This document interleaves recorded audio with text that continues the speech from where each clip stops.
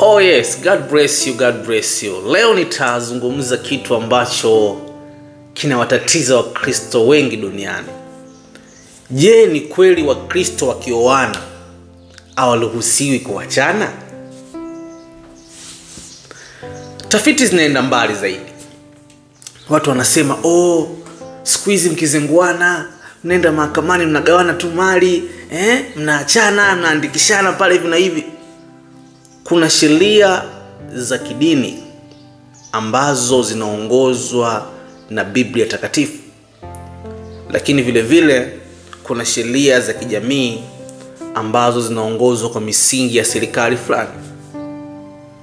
Sasa leo siko kuzungumza sheria ambazo zipo chini ya serikali. Nitazungumza mwongozo ambao upo kwenye kitabu cha Biblia. Ikumbukwe Yesu hakuwahi kuwa mchungaji. Ndio maana hakuwa na waumini. Wala hakuwahi kuwa nabii. Wala hakuwahi kuwa mtume. Yesu alikuwa ni mwana wa Mungu, lakini hapa duniani alikuwa ni mwalimu. Ndio maana kwa lugha ya Kiebrania alikuwa anaitwa Rabi. Tafasiri yake huyu mtu ni mwalimu. Na ndio maana alikuwa na wanafunzi. Sifa ya mwalimu yoyote lazima awe na wanafunzi.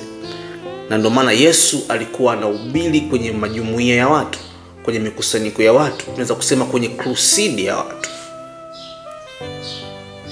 Sasa Yesu kwenye moja kati ya mafundisho yake aliwahi kutoa mwongozo.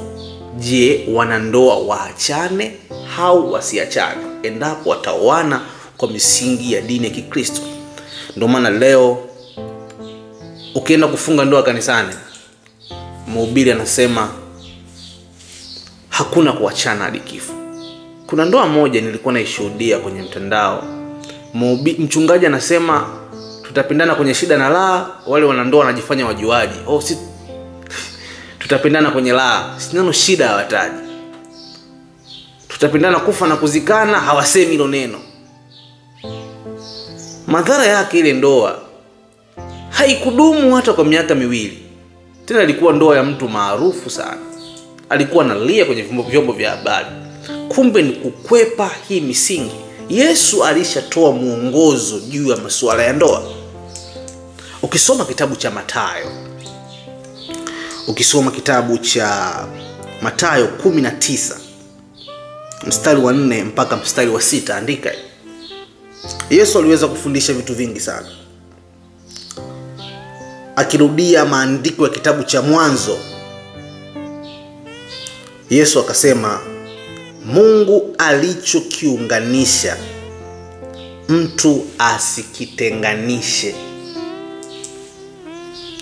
Mungu alichokiunganisha mtu asikitenganishe. Sasa Yesu hapa anagusia ndoa ambayo imeunganishwa na Mungu, sio iliyounganishwa na wanadamu, sio iliyounganishwa na wazazi, sio iliyounganishwa na wazee wa ukoo.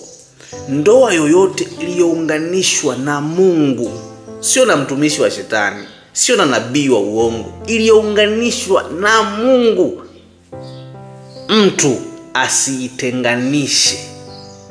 Huu ndo mwongozo. Ina maana watu wote ambao ndoa yao iliunganishwa na Mungu, asitokee mtu awaye yoyote akaitenganisha.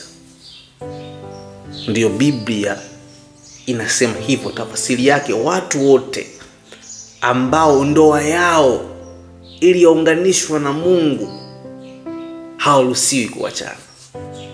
Hawaruhusiwi kuachana. Hii ni kwa mujibu wa maandiko ya kitabu kitakatifu ambacho ni kitabu cha Biblia. God bless you, God bless you. Is me Levi Azel. Ni mwalimu masuala ya kijamii, kiuchumi pamoja na kiimani. Napatikana kwenye social networks zote kama vile Twitter, Instagram, Facebook, TikTok pamoja na YouTube. Usiache kusubscribe, kulike, kucomment pamoja na kushare ili uwe wa kwanza kupata habari zetu mara pale pindi tu zinapoweza kutoka.